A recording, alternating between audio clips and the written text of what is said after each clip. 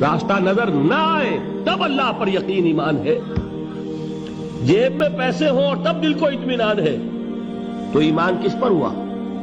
پیسے پر، اللہ پر نہیں. جب وسائل و ذرائع نہ ہوں اور پھر یقین ہو کہ اللہ مسبب الاسباب ہے، وہ اسباب کا پابند نہیں ہے، وہ اسباب کا محتاج نہیں ہے، اسباب اس کے محتاج ہیں.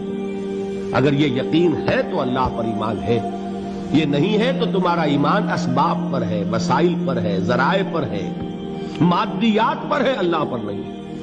اس وقت کہاں راستہ تھا؟ کوئی راستہ تھا؟ سمندر ہے اور ادھر سے لشکر آ گیا ہے.